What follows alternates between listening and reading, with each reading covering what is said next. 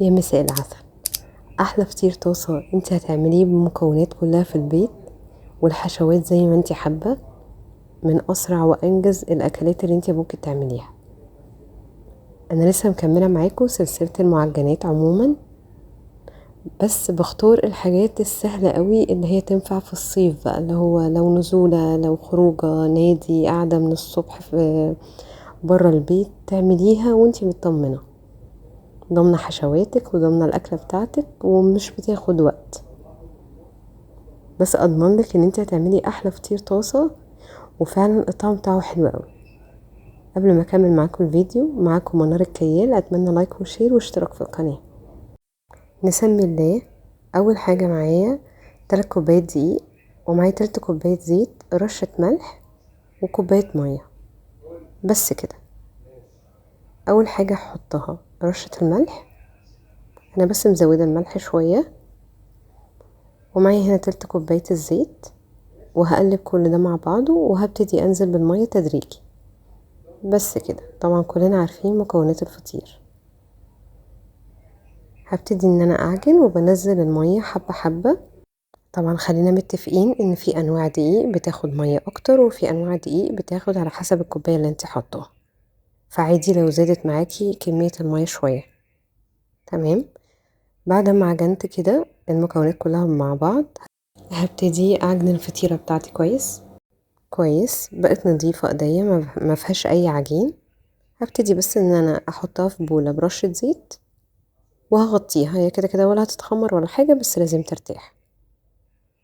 بعد ما ارتاحت، هبتدي ان انا اطلعها من البولة بتاعتي واحطها على الرخامة برشة دقيق بس، لان هي فيها سن التلزيق.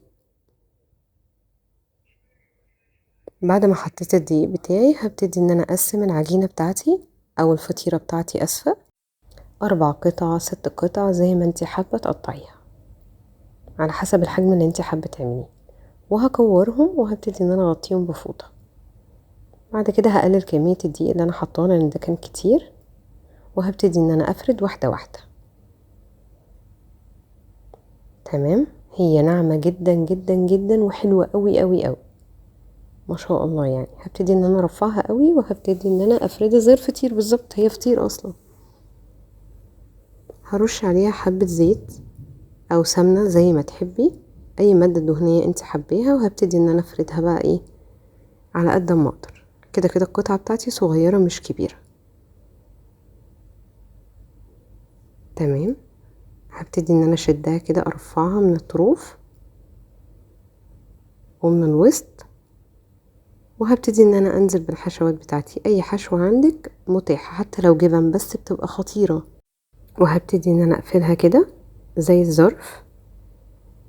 انا بضغط عليها علشان الجبن، الحشوات اللي جوه تخش جوه الفطيرة. تمام. وهرفعها خالص كده، واحطها برضو على فوطة واغطيها لغاية ما اكمل بقية الفطير اللي عندي. جميل. دي واحدة تانية بفردها زي ما انا ورياكم، دي بالسجق. وبرضو بقوم مقفلة الجناب ومقفلة الطرفين عليها كده، وبرضو على صينية عليها فوطة وبغطيهم. ولو وصلتي معايا لحد هنا، اتمنى الاشتراك في القناة وتفعيل زر الجرس. بعد ما خلصت الكمية بتاعتي، هبتدي ان انا احط نقطة زيت كده، حبة زيت يعني، في الطاسة بتاعتي، وهبتدي انزل بالفطير بتاعي.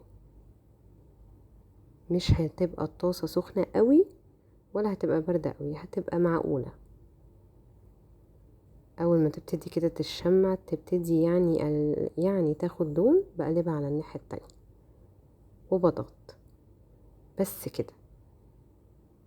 من احلى الفطاير بجد، والاسهل ان انت هتاكليها. ببتدي ان انا اقلبها على الجناب كلها، ودي واحدة تانية برضو، بس الجبن بقى ايه بتسيح. وبس كده تطلع وطرية وحلوة قوي ومورقة، وفعلا فعلا من الاكلات السهلة اللي ما بتاخدش وقت. زي ما انت شايفين كده، تحفة، اللون خطير والجبنة سايحة وكل قطمة فيها الحاجة اللي انت حطاها الحشوة من جوه. ففعلا فعلا اتمنى تجربي الوصفة دي، واتمنى ما كنتش طولت عليكم الفيديو. مع السلامة.